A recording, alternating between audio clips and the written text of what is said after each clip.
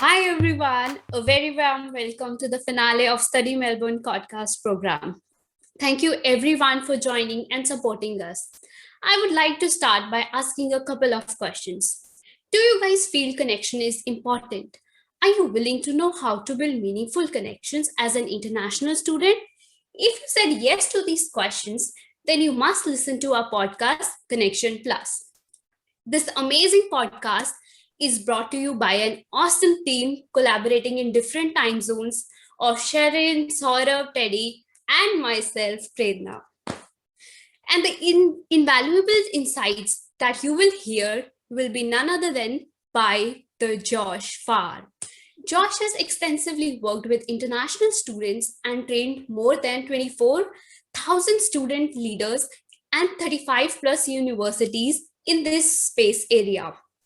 Coming to the rose, thorn, and bud of our experience, I would like to start with roses. There were indeed a bunch of roses in our case. First of all, we learned quite a lot of soft skills and technical skills which we could share with the world. And the thorns which we faced were poor network connectivity.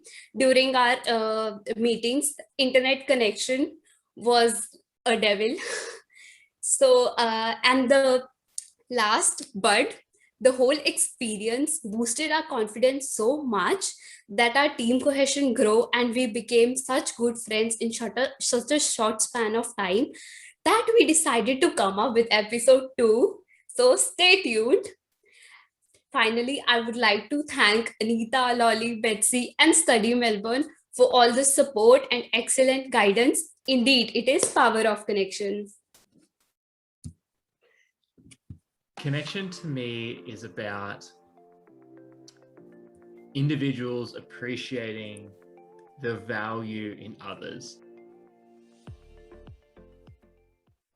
Josh, for a student studying offshore or even onshore who's missing out on the connection part of being an international student in Australia, how would you advise them to grow their connections in a meaningful way online?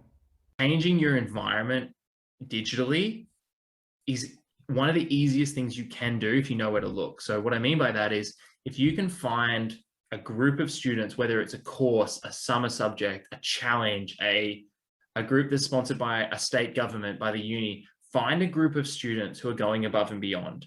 Now, what that might mean is you might have to, I'll give you some practical things. One, email your course coordinator over the summer or the mid-sem break and say, hey, I want to meet some people. Where do I go? Email your university student union or clubs and societies. Message your friends who are always doing these things, posting these things. Go to Facebook events, Google events, Meetup, Eventbrite. Go to places where events are happening and type in words that are relevant to your degree or your areas of interest.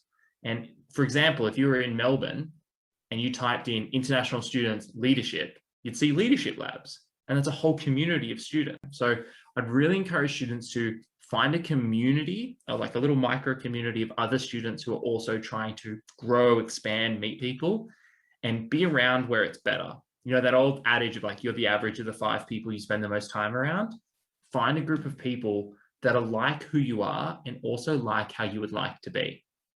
So like who you are, international students, similar goals, similar challenges, but also like who you would like to be. So people who are going above and beyond, who are putting themselves out there. And it won't always be easy either. Like I've struggled with this multiple times, traveling and living around the world. Finding friends, especially as an adult, is really hard to do. So as soon as you put yourself out there, if you find one friend, grab hold of them. Like if I met Saurabh, I'd be like, all right, Saurabh, you and I, we're going to an event next week and the next week and the next week until we found another friend, and then grab hold of them. And it grows slowly. But often people say, well, I don't have any friends this week, so I don't know what I'll do, or next week or the next week. Whereas if you can get one good friend in the next month, that's success. So just be patient, keep showing up. If you do the right things, you'll get there in the end.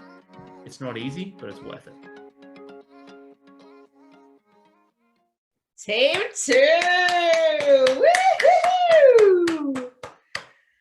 Oh, so everyone, Team 2 is who you are voting for. Please find them on your Google form. While you do that, a few things from us to you, Team 2. I'd like to share the agonizing decision that you had to make over the cover art. So on Tuesday, we extended a little invitation to all of our quadcasters if they wanted a bit more time online just to work with their team post-program. We were there, we were happy to hang out and do that. And the two final people were from Team 2. It was Saurabh and Prerna having an all-out debate on which cover art they should choose. They'd not created one or two. They'd created 3. And we had to put the reins on Saurabh, who was like, no, I'm going to go and create maybe 3 or 4 more in the next hour because we want this to be, spot on.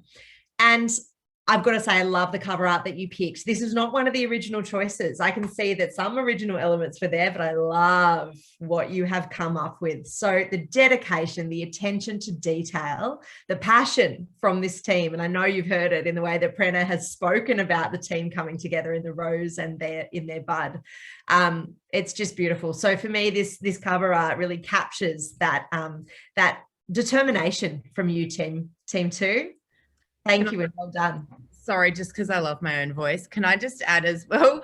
Do you know what I just think the most beautiful thing about this podcast is? And also the fact they were the most secretive team. They were like full secret squirrels. Like I thought they'd gone and joined the FBI because they would not tell us anything about their podcast. They wanted it to be this amazing surprise. And today when I saw it on LinkedIn, I was like, oh my gosh.